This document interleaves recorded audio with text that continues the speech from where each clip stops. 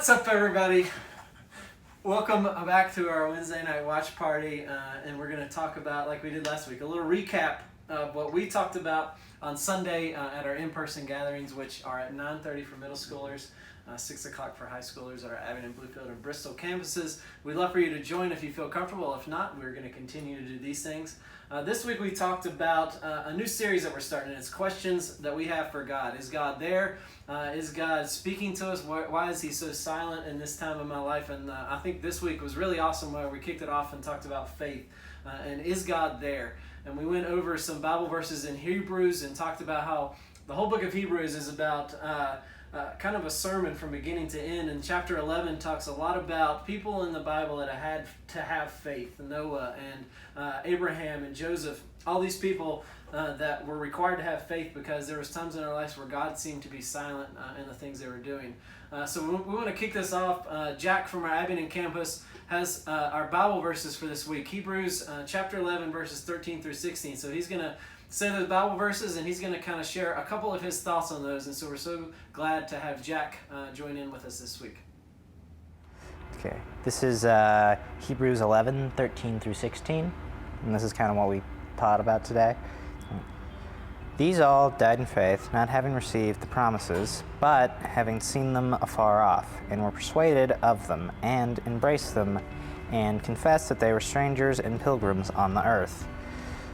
For they that say such things declare plainly that they seek a country, and truly, if they had been mindful of that country from whence they came out, they might have the opportunity to have returned.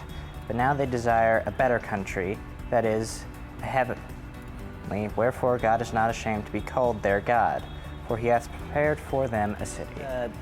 Hebrews 11 is mostly about talking about people of great faith, and how in that little bit, to me at least, it seems like they were talking about how those people had faith, and they're talking about how they were kind of pilgrims on this earth, and how they were really just wanting to get into heaven and whatnot. And to believe in heaven, you must have faith in God. And to have faith in God, you just have to believe he's working when even you don't see him. Yeah. So why do you think it's hard sometimes to have that faith? Because sometimes it's hard to believe in something you can't see really, and other times it's bad things happen, and it's hard to see how someone would let that happen. Yeah. And so in your life, when you struggled with that faith, because we all do, what are some things that has maybe helped you grow stronger in faith? Usually just praying and generally believing in God, because usually it's all worked out in the end. So we wanted to thank Jack. He did an awesome job of bringing us our Bible verse this week. Thanks for all that information. Okay, that was dumb. I think we should keep all this in it. All right.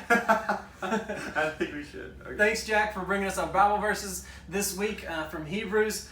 Those Bible verses talked about how God is not ashamed. God is going to be there for us regardless if we think that he's silent in our lives. I like the story of Noah, how it was 120 years between when God told him to start building that ark and this dry land that he was building this boat on for a flood that nobody had ever seen. He was being ridiculed, and we're all going to go through tough times when we feel like God is not going to be there for us for this 120-year span. But we have to have faith, because time and time again in the Bible, God came through. He came through for Abraham. He came through for Joseph. And when we are lacking faith, the place that we can go to see examples of times where faith has worked out is absolutely the Bible. Mm-hmm. Yeah, we talked about the same concept. So we talked about Moses and bringing the people out of Egypt, and how at first, like, they got out of Egypt and it was awesome, and they get to the Red Sea and Pharaoh sends out an army to go bring them back. And so they get there and they question him the first time, and they're like, "Why did you bring us out here just to die?" And then all of a sudden, the Red Sea splits and they walk across, and they get across from it, and that's in I think 13 and 14 or 12 and 13, one of the two. And the very next chapter, they get hungry, and then they question him again, "Hey, why'd you bring us out here to die?" Yeah. And all of a sudden, bread comes down from the sky. And then the very next chapter, they get thirsty, and they're like, "Hey, why'd you bring us out here to die again?" And then all of a sudden, he hits a rock, and water comes out of the rock, and they make it to a promised land, and they're afraid to go in because the guys are too big. And so there's this cycle of, okay, amazing act of God where we should trust him no matter what, something small goes wrong in our life, or it looks really big, but to God it's something small, and then all of a sudden we don't trust Him at all. Yeah.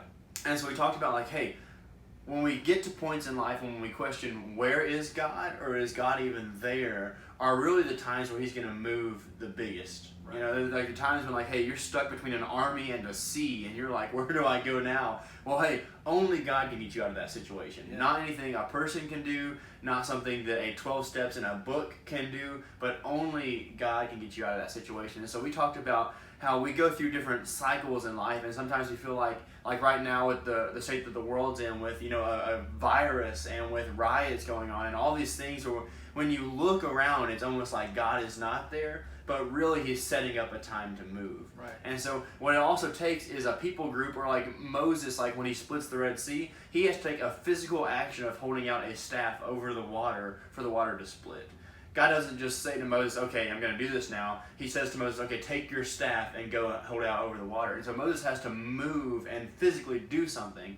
And so talking about, hey, when cycles happen, when you feel like you're disconnected from God, when something's missing in your life, when you feel like, oh, I've been missing church for so long, or I've missed my small group, or I've missed my friend, hey, take some kind of physical action. It can be prayer, it can be reading your Bible, but try to make a move for God to be able to open up that space and then have a miracle in it. You know, like we present these things to God, take these things to God, but you see the Israelites fail to do this over and over again. We talked about the cycle a lot of us have probably been in, of doing that same kind of failure. Well, I don't feel like God's here. I don't feel as connected now because I'm not going to church, or stuff like that. And so talking about that and saying, okay, hey, listen, God is here, but when your focus is not on Him, it's really easy to seem like He's not there at all. Yeah, absolutely. When you're focusing on things of the world, or focusing on like next Friday night, or when you're going to see that boy or girl again, you know, it's really easy to be like, okay, I don't need God right now. Mm-hmm. And kind of pick and choose when you need God. But when you really get down to it, when there's an army and an ocean stuck, you know, on both sides of you, you have nowhere to turn, it's like, okay, now I need God, and then God acts. And so it's really, we talked about pointing your focus. Okay, God's not ashamed of you. He is there. And so now we need to point our focus consistently to Him and not be wavering like the Israelites. So that's what we kind of talked about in ours. Yeah, I like the story. We talked about the story of Lazarus being raised from the dead, and how so often, especially right now, we kind of feel like God is not speaking into our lives, that we need Him for something, like He's late to the party, and Jesus shows up. Lazarus is already dead, and Martha's saying, if you had been here a couple more days earlier, then he wouldn't be dead. Yeah. And Jesus said, that's not what the point of this is. He's dead so I could raise him back to life. God can be silent for times in your life, but He is working through all of that. There is a purpose for the pandemic. There is a purpose for your relationships ending. There's a purpose for whatever you're going through, and God is there in that. God is definitely there in all of these things. He was there for Moses. He was there for the Israelites. Just because we're going through a tough time doesn't mean that God is not there in it, and that's not reason for us to not have faith any longer. And I think like there's a constant theme in the Bible with that too. Like literally the entire Old Testament, like the purpose of it is like it's leading up to Jesus. Right. You know, God creates the world, people mess up. God creates a covenant, makes a covenant with man, man messes up. Like, you know, gets them out of Egypt, man messes up again. And it's this constant cycle until you meet Jesus. Until you get to this point in the story where it's like, okay, hey, man keeps messing this up. Humans keep messing this up. We're always and gonna so mess it yeah, up. and so God sends His Son down to make this perfect. Right. You know, and so whatever's going on in your life, if it's struggling with the pandemic, if it's struggling with a family issue, like what is the high point of not only the Bible but also life is getting to know Jesus, and rounding that point off, because every cycle we go through, we're always gonna mess up. Like, you know, we're not perfect. We mess up all the time. You know, Every day. You know, we probably this video. You're probably like, what are they doing? You know, but it's this cycle that needs to constantly point to Jesus, just like life needs to constantly point to Jesus. And not saying we're going to be perfect, but you see that in the Bible. He takes imperfect people, like you take Samson, for example, or David, the guy who killed Goliath, you know, or like the Moses, or anybody we've talked about today, and it's like, hey, they were not perfect, but God used them to do something. And a lot of us think that we have to be perfect for God to use us, but in reality, you know, there's the saying, you know, God uses the called, or God equips the called, Right. not calls the equipped. Yeah. And so it's like that saying, and actually like living that out and having the trust that God is going to come through with that. Yeah, I think the end point was great for us. God is there. And regardless if you think that God isn't speaking into your life, the one point that I read is that you're not that special. You're not the only one in this world that God isn't a part of. God is caring for all of us, and so if you think that that's not you, that is definitely wrong. That is something that it has been put in your head by evil. But God is there for everybody. God is there. Anything else? I think we're all good. To end us tonight, we have a prayer from one of our Marian students, Rebecca. She has been gracious enough to send in a prayer to close us out for this message. We want to thank you guys for joining us for this recap. We have some more videos after the prayer, but thanks for joining us tonight. Will you pray with me? Dear Lord, thank you for this day. Thank you for being the Prince of Peace when our world is chaos. Lord, I pray that you will give us the peace and comfort, knowing that we can always go to you in every situation because you understand all things. And I pray that just even whenever we feel like no one can understand and we're going through hard trials, that we know we can just go to you and that you will give us comfort. And Lord, I pray that we will also use the other people around us that you've given us in our lives just to help bear our burdens. And just thank you for everything you've given us, and I pray that we can lift each other up and not tear each other down as a youth group in a church, and that we will just bring all glory to you. In your name I pray, amen.